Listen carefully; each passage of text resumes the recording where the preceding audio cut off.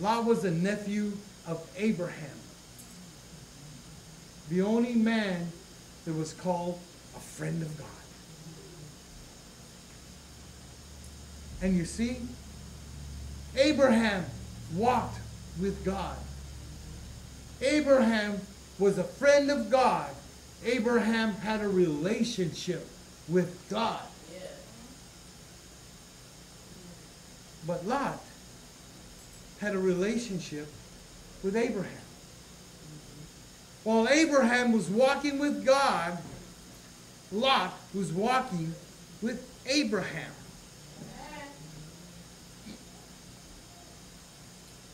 Like some of us. We walk off the faith of pastor. Off the faith of our grandparents or our parents. We have to develop a personal relationship with him himself. That's right. And they got into a little feud. Abraham said, look, it's not working out between us. You got your own ways of doing things. I got my ways of doing things. So we're going to have to part.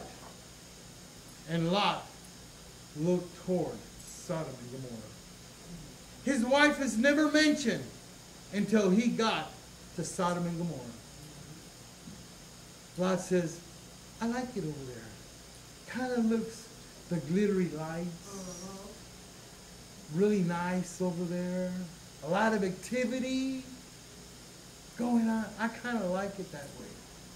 Abraham said, I got a relationship with God. I think I'm going to stay right here. So Lot went a few miles outside of Sodom and Gomorrah. Abraham prayed. He said, God, please help Lot. Bring him back. He's going the wrong way. And then we hear of an enemy of Sodom and Gomorrah going into Sodom and Gomorrah and taking over the city. Took Lot and his family as captives. Abraham, with a little mini force of soldiers, went and rescued Lot. You would think, that's a warning. I'm going the wrong direction. It's a warning. I got captured, but I got set free. Have you ever met Christians that get a warning in their life? Maybe some of you. Brother, we're out here passing flyers. What are you doing going in that place? It's a warning. Jeez, what am I doing here? God sends warnings to us. The next thing we hear is Lot moved in to Sodom and Gomorrah. Got closer into that city. And the next thing we hear, that he's a leader in that city. And the next thing we hear is he has a wife. Remember, Lot's wife.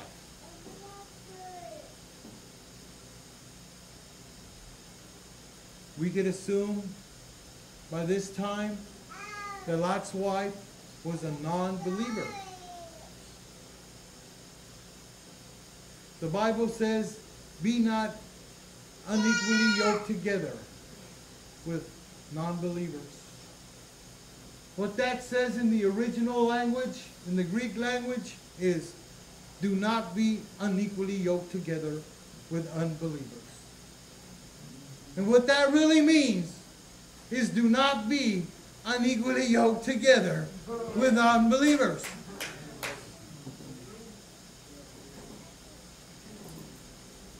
Yoked together. It's like this. You get two cows. One live cow, one dead cow. Honey, I'm going to go plow the field. It's going to be difficult. Which way do you think it's going to go? It's like getting a car, going on a little hill, put it on neutral. Which way do you think it's going to go?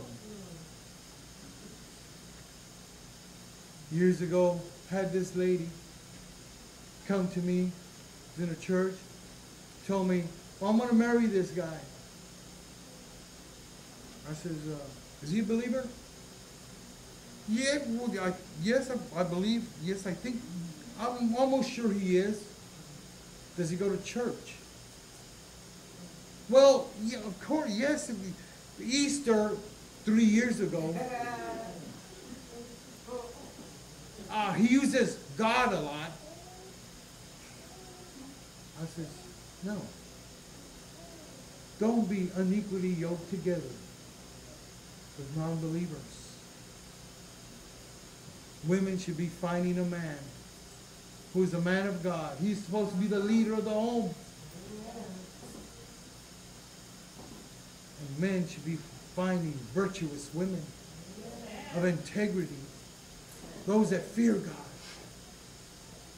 Don't be unequally yoked together with unbelievers. We could assume that this lady, Lot's wife, was a non-believer. And Lot was riding off the skirt of Abraham. Saw the miracles of Abraham, the blessings of Abraham. But he was living off of Abraham's blessings.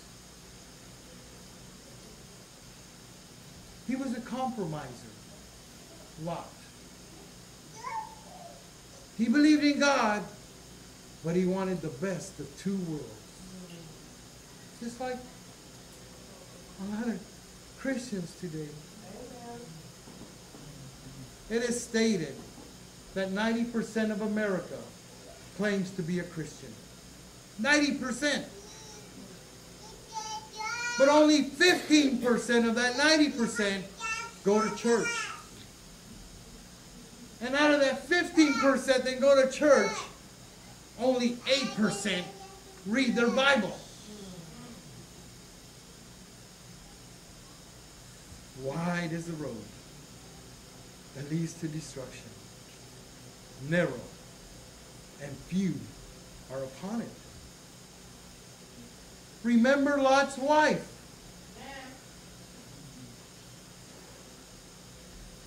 A non-believer. Reminds me of Judas Iscariot when he was with Jesus. He saw the miracles that Jesus did.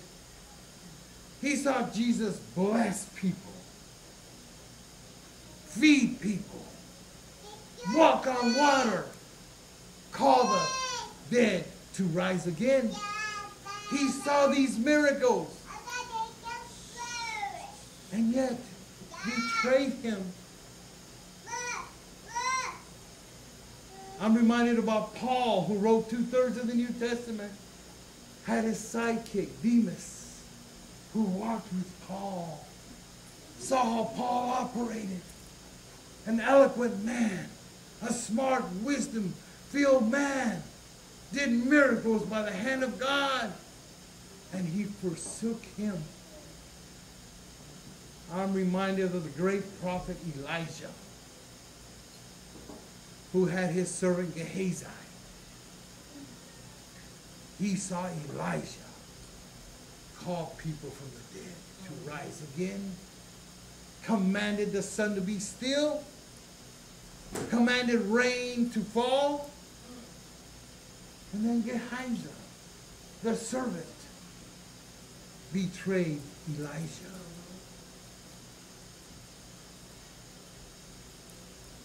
So close, but not close enough. Lot was so close to having that personal relationship as his uncle did, walking with God, but not close enough.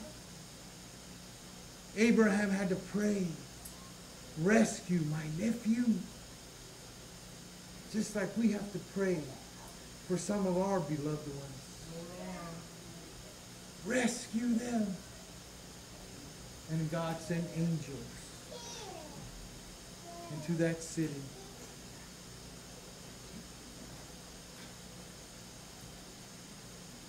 Imagine this.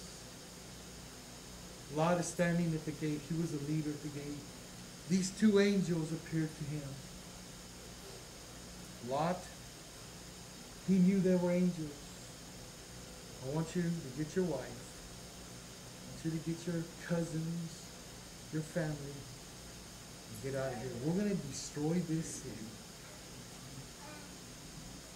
He didn't want the angels to see how perverse this city was. Come, let's go to my house. The angel says, we'd rather sleep in the street. How would you like two angels to go to your house? Oh, come on in, I got a pot roast. We'd rather sleep in the street.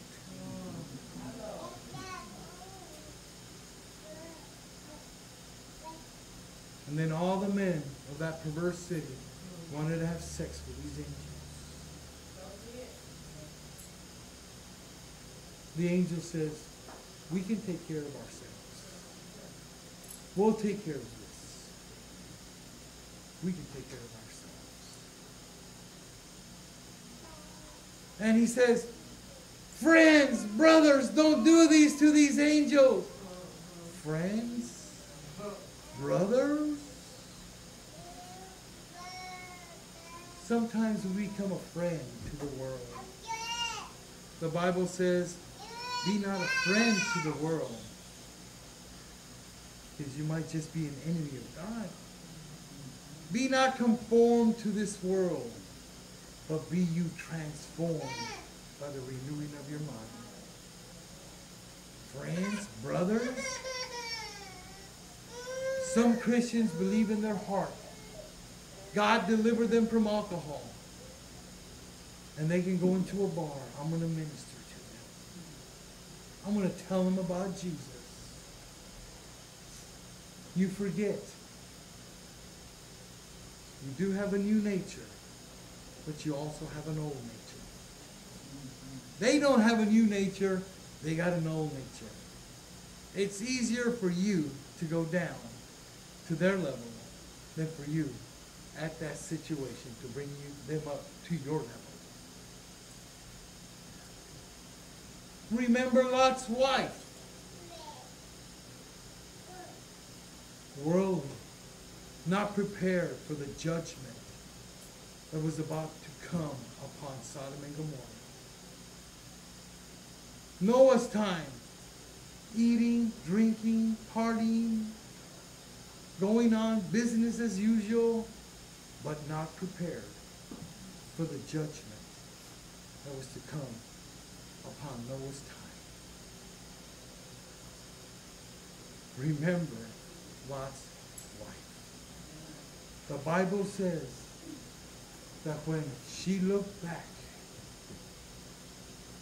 she turned to a pillar of salt. But the word look is a very interesting word. It means to look with longing. Have you ever seen a little puppy when you're about to feed them? They just look with longing. A little child going into a candy store where it's all glassed in, they look with longing. I want